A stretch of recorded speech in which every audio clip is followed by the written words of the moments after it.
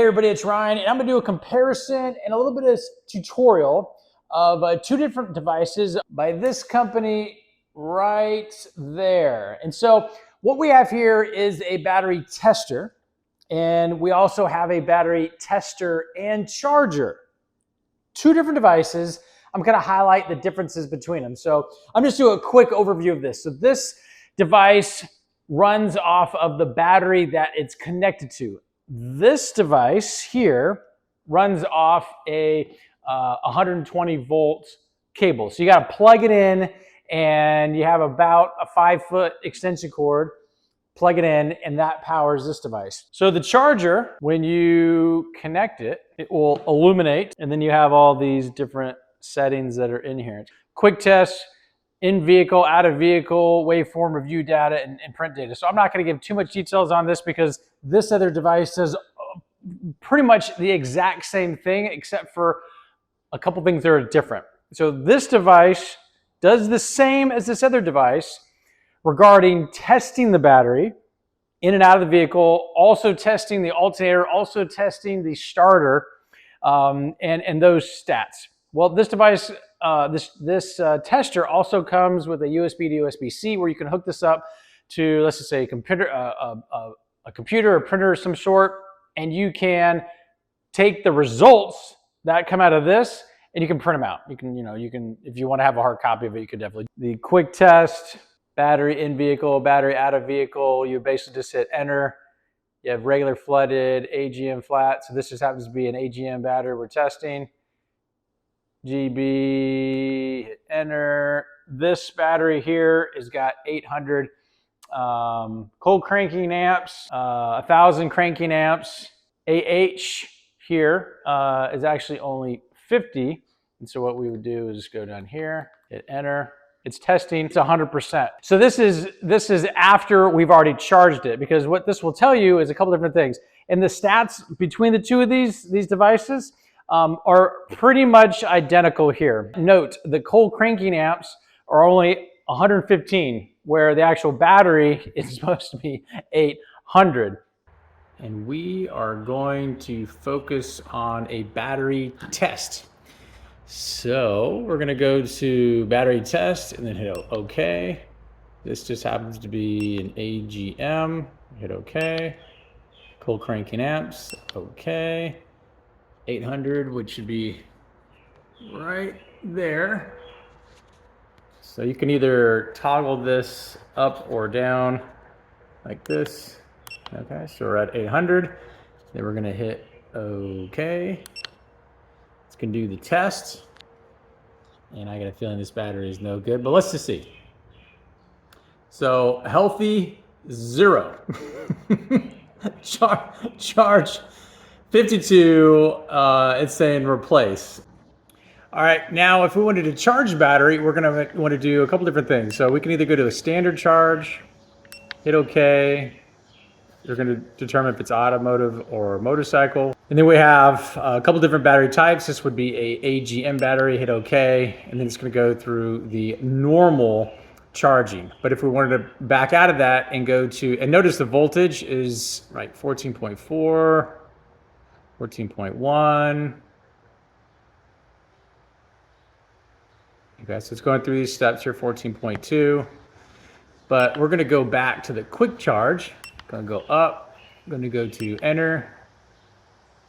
And then it's gonna, as you can see here, it has the car and the AGM highlighted. And we're gonna let this run. So this is more of a quick charge where it's gonna see if it can do anything from a quick charge standpoint. All right, from this screen, again, we are referencing the same battery that's showing needs to be replaced, but just from an example standpoint, what we would do is go down here to, let's go to standard charge, automotive, and then you have normal AGM. So you have AGM battery, BAT, and repair. So if this was a normal, this was not an AGM battery and it was like completely depleted and you wanted to try to repair it based on the information that's in the user guide, you would go this route, but this is an AGM. So we're going to select that, go to enter, and now you're going to see 3 icons. You're going to see the kind of the tool icon, which is the repair mode, AGM, which is the right battery, and this is a 12-volt car battery. So now we have all three going, and we're gonna let this run. And depending on the battery and the condition of it, it could take up to like 26 hours. It could take a good bit of time going through the full process of doing this. It's over 20 hours, I know that. And then you can come back and then go back and test it again and see if the batteries have been improved. And so this is kind of the stage you can go in that maybe some other batteries don't have. They have maybe a charger, but they don't have the repair feature. And the repair feature does some very specific things within the battery to kind of get things within the battery itself, not to get technical.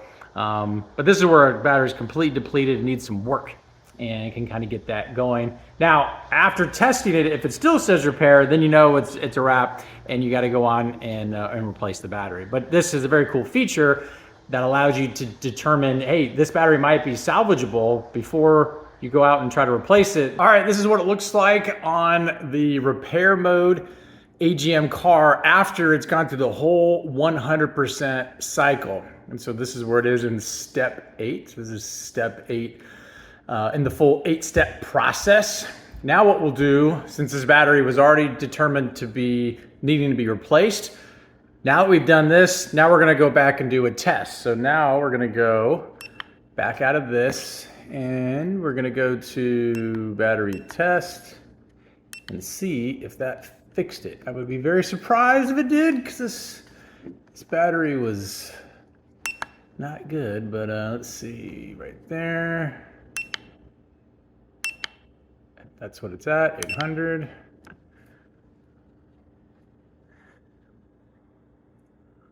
Let's see what happens. So now you can see the charge is up to 100%, whereas before it was not. And the health was at 0, and it brought it up to 3%.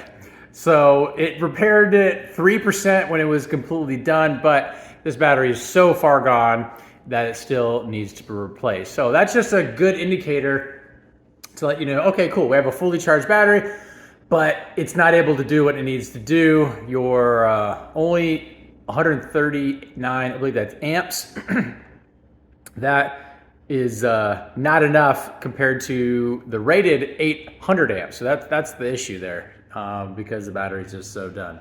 Now, the cool part about this battery tester and charger is it comes with a travel case, so everything's nice and neat in there. It's got a little spot up here if you want to put the instructions that come with it, which is very helpful because there's just so many different settings. Even though it's very easy to use, it's nice to have the instructions. You can store them up here if you want. But nice, relatively hard case. You have your alligator clips for positive and negative.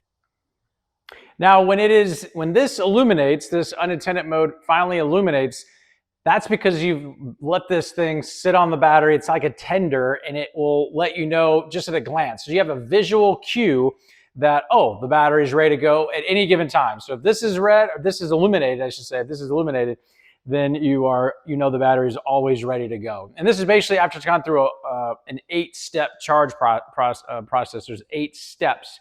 And the instructions make it very easy to understand the different steps you're in based on the different settings, whether it's like a motorcycle style battery, it's small, or if it's in repair mode, or if it's, whatever it is, basically let you know you're in soft start, bulk, absorption, analysis, repair mode, float, and pulse. And pulse basically just is kind of giving it just enough juice, without getting technical. It's just kind of pulsing in intervals, just enough to kind of keep it topped off, for lack of better words. Just keeping the battery ready to go at all time without giving like a full nonstop charge. It's kind of like, it's like a trickle charge, and that's just what they call that here. And the instructions are very easy to understand. All right, now when it's in a vehicle and it's connected to the battery terminals, you got some additional options. So you can use the cranking test, the alternator test, and then you can review your data.